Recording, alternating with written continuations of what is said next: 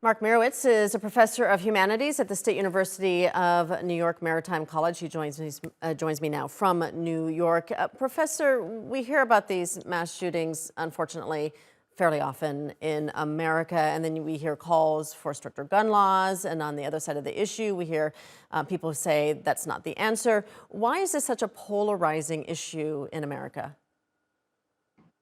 Well, there are many issues on which Americans are polarized now, and one of them is gun control.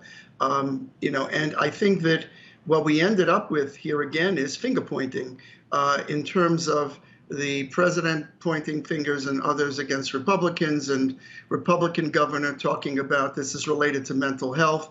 Clearly, the solution here is going to be very difficult. It needs to be bipartisan, and we need to be able to put in gun control procedures and weaken the influence of the National Rifle Association. As far as background checks, apparently this individual who did this horrific thing was a security guard who had received training in level 2 and level 3, and apparently was cleared. I don't think he had any background. So there's got to be something more that we need to do in order to stop this problem. And the background of all this is the Second Amendment to the United States Constitution, which in effect gives Americans the right to bear arms.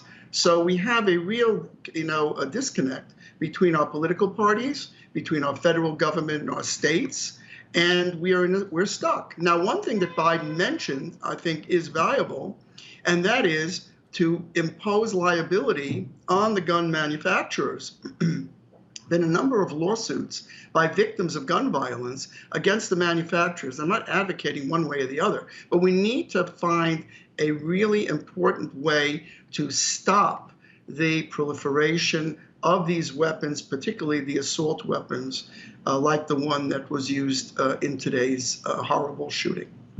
And Professor, as I said, we hear about these mass shootings fairly frequently in the United States. I'm wondering, are we seeing an increase in mass shootings? I'm from America myself, and I just don't remember when I was younger hearing about mass shootings all the time. Or is it just because they're being covered more because there's more availability of media?